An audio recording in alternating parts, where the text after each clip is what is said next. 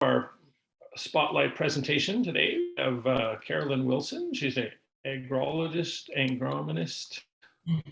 service representative with Korean. She'll straighten that out for us. If you're a student watching this presentation, please go to the RDIC website to fill out your survey, which helps us improve these sessions and also gives you a chance to win a $50 gift certificate.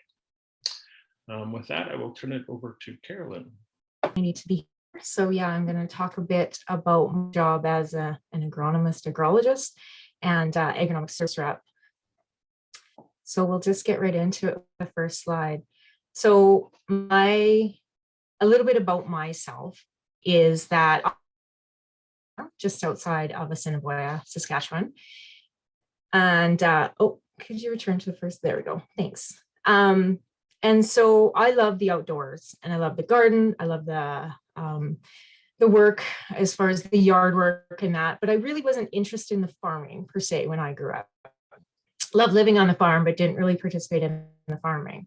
But science really was my favorite subject, and in particular, biology. So when I decided what I was going to do post-secondary university, I actually went to Brandon University in Manitoba, and I started my university with zoology and botany. And from there, one summer I had an opportunity to work for the University of Manitoba, and I did research with Plant Gene Resources Canada.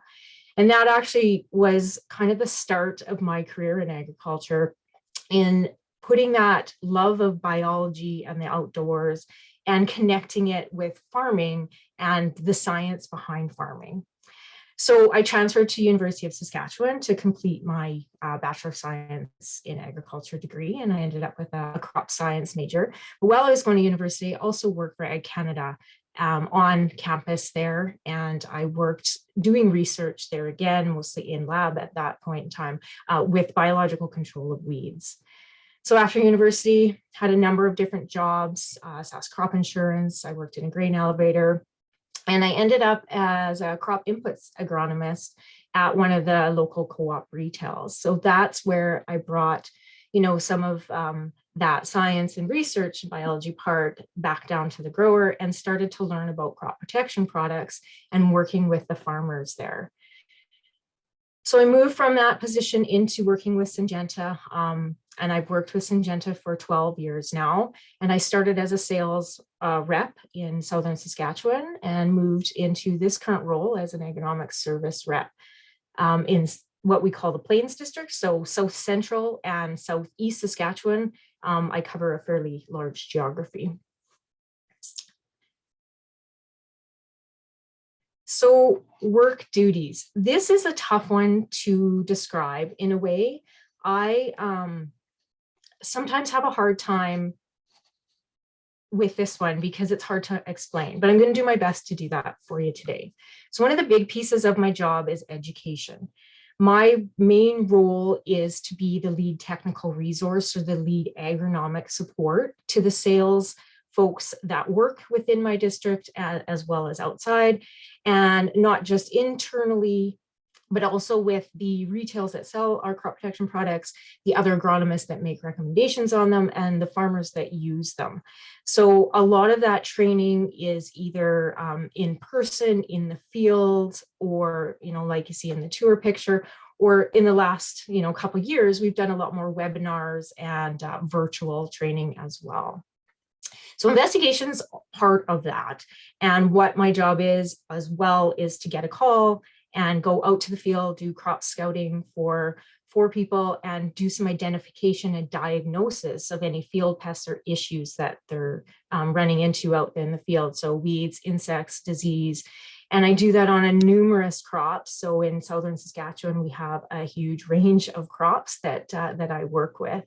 So that field scouting will sometimes I'll know what's going on and be able to make a recommendation for the farmer to go forward with, crop development. And sometimes I have to send it away and do plant samples for, further analysis at a lab. This particular picture actually is one that we're working on right now. It's been a couple of years, a bit of a mystery in our chickpea fields in Southern Saskatchewan, working with a bunch of different industry partners to do investigation, figure out what is going on.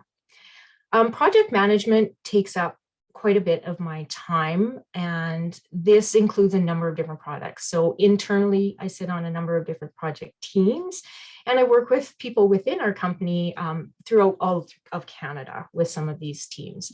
I also, like I mentioned with the investigation, work on collaborative task force within Saskatchewan with different organizations, and we work for a common good for the agricultural industry.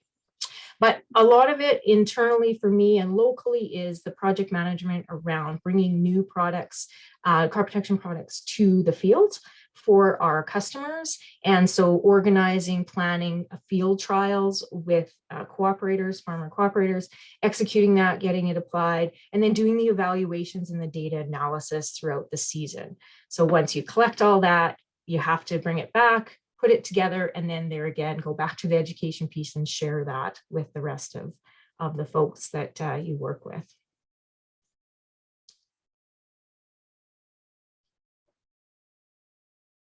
Next slide, please, Troy.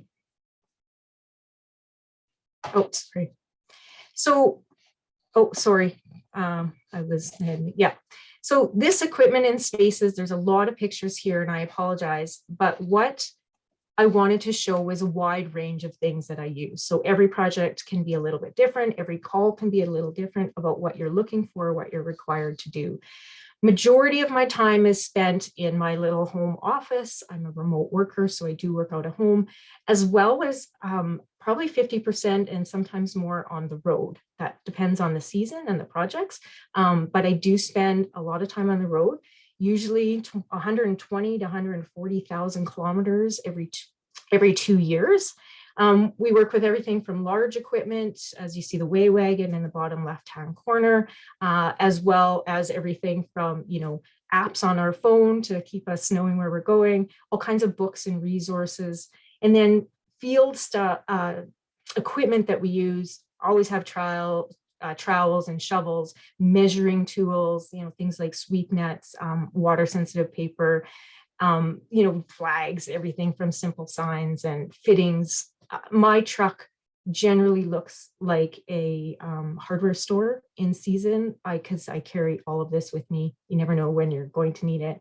Safety equipment is really important. There's a few examples of safety equipment, but we do have a lot of safety equipment that we also work with. I just want to make note on the right-hand side, as agriculture moves more into more technology, we have the opportunity to also work with that technology, and things like drones, weather stations, and software doing NDVI and satellite imagery is also becoming quite popular with a lot of the projects that I'm involved in. So a few things that you might not consider to be a typical, agronomist job is media content, and that can range a number of things. I do work with our marketing department to make sure that the materials and information that they put together makes sense agronomically. And so I get to have a say on some of how that is positioned. I also get asked to do written articles or do radio spots. And a lot of training materials now are online. So we're starting obviously to go towards that online training, similar like today. I volunteer a lot with, or try to volunteer a lot with, the educational and social awareness programs around agriculture. I really enjoy volunteering for agriculture in the classroom, going into the classroom and teaching children just where their food comes from and giving them, some information around that. Sometimes is a real eye opener for them. And career fairs like Think Ag, and I like today talk about, my career and trying to encourage others to join agriculture as their career. So event planning is also a piece of the job that some people enjoy and some people don't, but within all those tours and meetings and things that, we put on for our customers and internally, a lot of the details are still my responsibility. So the venue, the food that you serve, that sort of thing. So, it can become a more of an event planner, but it's not all bad. And we do have a lot of fun. We get to do customer service events. And in particular, I took some growers to the Briar a couple of years ago when we were able to do that. So it's not all hard work sometimes. Continual learning is one of the parts of this job that I truly enjoy. So with this, it's no matter how many years of experience I have and what I think I know, it doesn't matter. Every day I learn something new or face a new challenge to try and push myself to gain knowledge. So it's new every day. And that constant change I do enjoy. So it's a progress. The season progresses from seeding to harvest relatively quickly and rolls into the next season, seems like very quickly. It's just constantly evolving. It is a flexible work schedule. I mean, I'm able to plan my job and my work, however it fits into the tasks that I have to do and the requests that I get. So as well as my family life. And that being said, a lot of that work schedule does get planned around who needs me at the time, but everyone has preferred work hours. So I prefer to work on my computer in the middle of the night when no phone is ringing and no one else is around. So that works for me, and others have different schedules.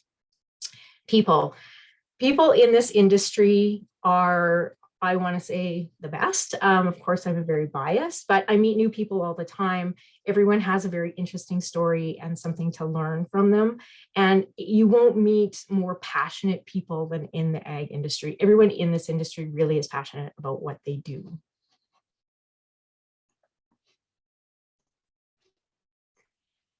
So weather. As we've had this storm in Saskatchewan overnight, weather is a huge part of my job, not just in the summer, but also throughout the winter and throughout the whole year. We're always at the mercy of the environment. You can make all the plans you want, but if the weather turns, that's just how it goes. And as of this morning, we're just rearranging all kinds of stuff due to weather. But every situation in the field that we're looking at also requires a completely individual response due to the environmental factors that we're faced with. In season, you need to be available basically 24/7 in my job. The response time is absolutely critical. So when questions come in, or a customer or a team member needs assistance, I'm basically on call all the time. And a lot of times the time put into, say, planning or preparation of either those projects, those field trials, they don't always turn into success either. So you can spend a lot of time with that. And at the end of the day, you might have a hailstorm, or you might have something happen at harvest where you don't actually obtain the results. So time, it can be a stressor and a challenge. Setting up expectations is also a big part of my job and can create some challenges. My job is to set those expectations on what our crop protection products are capable of or limitations thereof. And I'm also part of my job in supporting the sales team is that I get called in to manage conflict situations. So if there's a product performance issue or inquiry, I'm the one who comes in and deals with the conflict and manages that situation.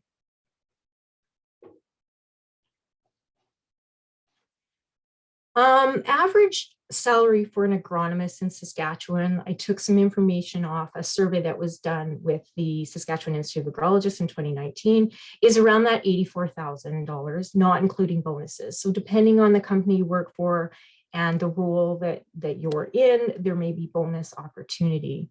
Now, generally a salary for 40 hours a week, obviously that's flexible depending on the season. And it really does depend on your education, the number of years of experience, the role that you are asked to do, and as well, the certifications that you might have obtained. Benefits: most companies in the industry will have dental and extended health, including mental health support. And every company has specific, of their own company benefits for lifestyle support and kind of tidbits that are carrots that are nice to have. As far as a pension, Syngenta, I can only speak to them at this, as far as what I know, but defined contribution pension plan and RSP plan with the company contribution opportunity is what we have. And I would assume that a lot of the other companies hiring agronomists might have similar. Vacation, personally, we just went to a new vacation plan where we get 30 days a year, and we don't necessarily have to track that. We just keep track of that with our manager. It's kind of a progressive way of looking at it. And it, leads into where we are with COVID and trying to manage some of our day-to-day with, other things on the sideline outside of work. There are no shortage of professional development opportunities in agriculture. There's always a webinar, a conference, readings to do and participate in. What you do need, however, to do my job is one of the following certifications. So you have to be eligible for one of the certifications, and each one has a little bit different requirements. So I'm a professional agrologist through the Saskatchewan Institute of Agrologists, and there's a process that you have to go through to article. And after that articling time, you become a professional agrologist, and you are bound to do 150 professional development hours within a 3-year period of time. Obviously, I drive a lot, so that driver's license and valid driver's license is extremely important. We have driver safety constantly, and we do in-person testing. So that is provided by the company and is a requirement. A lot of supports, and again, this will vary throughout the different companies, but internal training is anything that you want to get into. Some mandatory stuff and some things we do like cybersecurity and that sort of stuff, but anything from leadership and personality training, diversity, inclusion, and IT support is important. We're mostly remote workers out in rural areas, and to have access to someone to help us with our systems is pretty important to keep us working on a day-to-day basis. No shortage of opportunities in the fields, literally. For some intern opportunities as an agronomist, most times those are posted the fall, the year prior to the season. And oftentimes, depending on the company and the openings that come up, but there's generally potential for a contract position or a full-time position once you're completed your education. There is, like I said, no shortage of jobs. There's a number of different businesses, corporations, government always looking for specialists and agronomists to work. Now, if you are in the field of agriculture and get your agronomy degree, that doesn't mean that you're just stuck doing field work if that's not really your love. There's all kinds of different related fields, and whatever your interest is, you can find that within agriculture. Digital technology is one that's becoming a lot more popular. There's a lot more courses and university opportunities there. So that is a kind of an up and coming if you're a techie type of person. Work-life balance is one that I didn't really know how to represent, because I find that it's one and the same for me. So as I mentioned, I grew up on a farm, but I also still work side by side with my family on that farm. Most of my friends and co-workers also work on the farm. I'm very passionate about my job. And so you will go to a social event and that's what you talk about all night. There is no really separation. It just becomes part of you. And that's maybe me personally, but I would think that most would say very similar things. That being said, setting some boundaries around that can be important, and taking time away from work and just setting yourself a little bit of time offside is important as well. Another thing to note is that often those who don't work in agriculture think that in the winter you have nothing to do, and that is far from reality. Winter is just as busy as in the summer. It's just a different busy, and we have a lot of other things we're doing in the winter that keeps our days full. And so that's all I had to present today. And I kind of ran through it really quickly. So just if there was questions or had anything to ask, please feel free. Thanks so much, Caroline. That was very well presented. I'm sitting here trying to think of some questions, but I think you've addressed everything that I would want to ask as a counselor, potentially, helping out a student make those decisions. So thank you. You're welcome. Yes, thanks, Carolyn. I think one of the probably in the unknown duties is the conflict you talked about, because farmers are a very stressed group when they're not in control of their environment. So I'm guessing that sometimes is like a considerable challenge that someone has to sort of think if their personality matches that or not. Yeah, for sure. Good comment, Troy. So as talking about the environment, a lot of the things that the growers and the farms that I work with, it's out of their control, right? And we can plan and we can use products correctly, and sometimes they just don't work and sometimes there's just no answers. So, I talked about some of the extra supports. Personality profiling and training is something that I've gotten into quite a bit over my career because I deal with all kinds of people, and having the ability to work with different personalities in different situations and conflict resolution and management has been something that is quite important to my job. So I do a lot of extra training in that manner.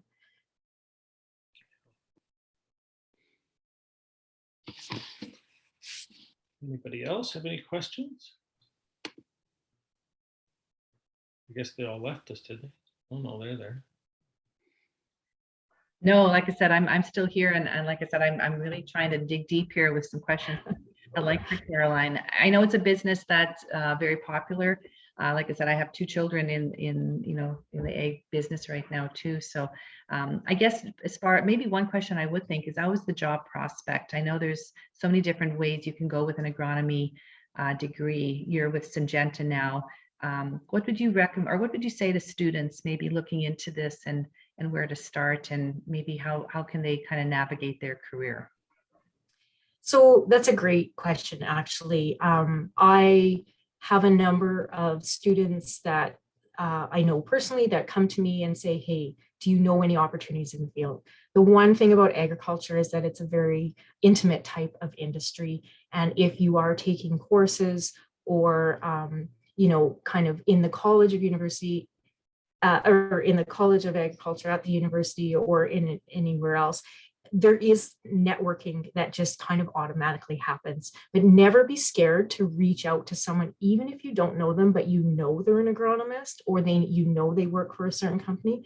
Just reach out. We're very friendly folks, and we'd love to help new people come into the industry and find their way. So, I've set a number of folks up with a bunch of different opportunities where they start, they get an experience, and then they figure out maybe what they like research, or maybe they don't like research, maybe they like something else. But there's a lot of opportunities. So network is very important and easy to do in our industry. So take advantage of that. Yeah, there seems to be a lot of turnover too, as people go into to be an agrologist or agronomist, and then they work in the field with their farm, and then they leave the job and continue farming. So it seems there's quite a bit of turnover there too.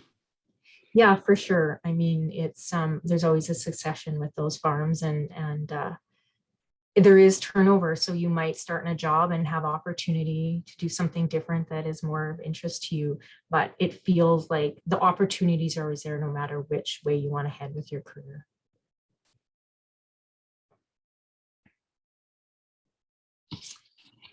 Oh, there's something on the chat here. Just gonna... Yeah, the question is can you speak out about women in this industry? Yeah, for sure. So I'd hate to date myself, but I started in this industry when I didn't have to share a bathroom with any other woman at any other conference, and I was often one in 50 of other men. And not that that was a bad thing. I never felt like I was anything less than equal, to be honest. That's my experience. It's not always the experience of other women. But over time, it's become a lot more equal, and there's a lot of just specific conferences for women in agriculture, and the support systems are plentiful. So as a woman in this field, like I said, I've never felt anything more than equal. Syngenta does an extremely good job, and that diversity and inclusion is a big part of them. But yeah, it's not always everyone's I guess experience. And so I would say to make sure that you're taking advantage of the support systems that are out there, and you know, going to some of those conferences and getting that support that you need if you're feeling that that's not your situation, because it can be a tough one for sure.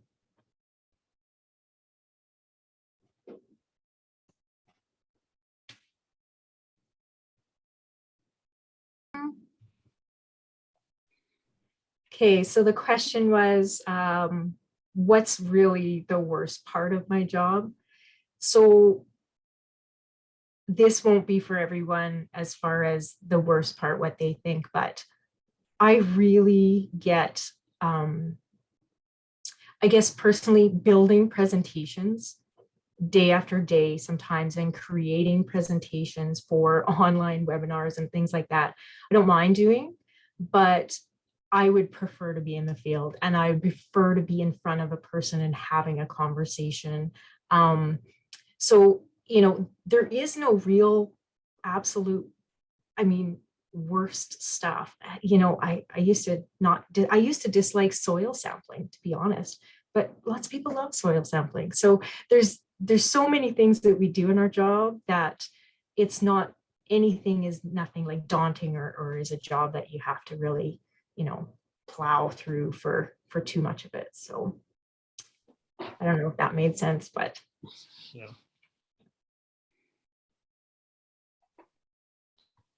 Yeah, I just asked that because I know a lot of times kids, there's a lot of great things about jobs, and I always tell kids, if you can handle the worst part of it, then no big deal. But it's the, you know, what are the things that, because for some kids there's a drop dead, I cannot handle that thing X, whatever it is. So that's why I asked those kind of questions. So not to be focusing on negative, because obviously there's a lot of things you love about the job. yeah, for sure, you got to know the reality of it as well. I think if you're a person who likes structure and schedule, this is not a job for you. I think if you have a hard time being flexible and adaptable to schedule changes, or dropping things in an instant and just running out the door and driving 2 hours to be somewhere, is not the job for you. However, you know, that's also something that, you know, there's other areas of agronomy and ag that don't require some of that as well. So